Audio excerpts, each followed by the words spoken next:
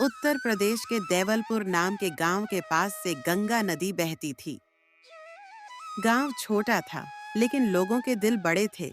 मिट्टी की झोपड़ियां, बैलों की गाड़ियों की आवाजें और सुबह मंदिर की घंटियों की गूंज, यही गांव का संगीत था। गांव में गोपाला नाम का एक किसान रहता था। उम्र लगभग 50 साल, गोरी दाढ़ी, माथे पर चंदन की लकीर और दिल में सच्चा विश्वास।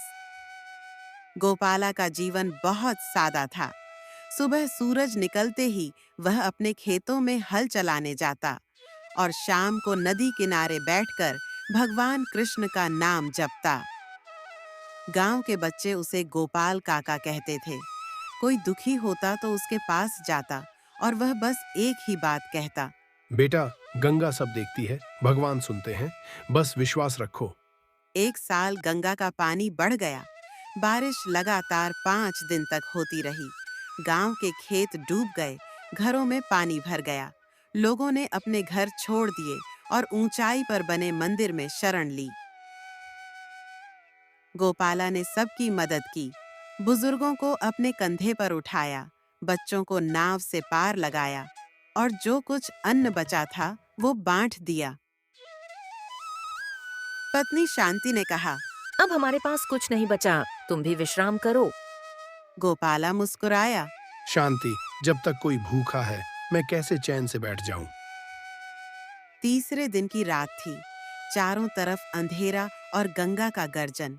गोपाला अपने छोटे खेत के बांस के मचान पर बैठा था। उसने देखा एक छोटा बच्चा, शायद 10 से 12 साल का, पानी में बहता जा रहा था। बिना एक पल घुमाए वह उछलकर गंगा में कूद गया। तेज धारा थी, पर उसने किसी तरह उस बच्चे को पकड़ लिया और किनारे लाया। बच्चा बेहोश था। बदन पर एक चमकती सी माला थी। गोपाला ने उसे अपनी झोपड़ी में लिटाया, आग जलाई और उसे कंबल ओढ़ा दिया। रात के करीब 12 बजे वह बच्चा उठ बैठा। उसकी आंखों से हल्की सी रोशनी निकल रही थी। वह बोला, गोपाल काका, तुमने मुझे बचाया, मैं तुम्हारा आभारी हूँ। गोपाला ने कहा। बेटा, आभारी मत कहो, यह तो इंसान का धर्म है। बच्चा मुस्कुराया, फिर बोला, मैं कोई साधारण बालक नहीं हूँ, मैं वही हूँ जिसे तुम हर शाम गंगा किनारे याद करते हो। और तभी उसकी देह से एक तेज प्रकाश फैलने लगा। गोपाला ने देखा, उसके सामने भगवान श्री कृष्ण खड़े हैं, पीतांबर पहने, मुरली हाथ में।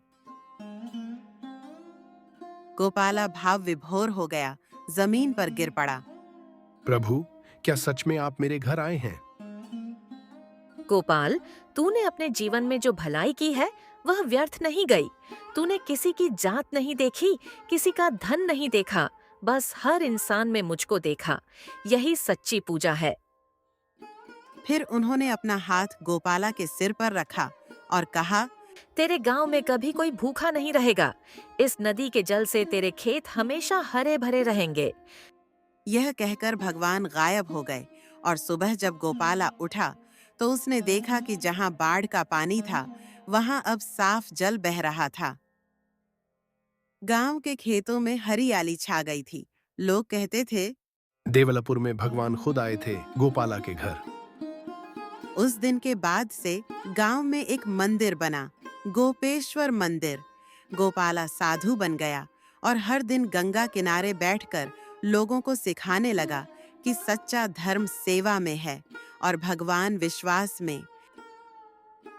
जब वह बूढ़ा हुआ तो एक दिन उसी नदी के किनारे ध्यान लगाकर बैठा और धीरे धीरे उसकी सांस थम गई। इसमें गांव वालों ने कहा कि उस रात गंगा के जल में नीली रोशनी फैली थी, मानो भगवान कृष्ण उसे अपने लोक ले गए हों।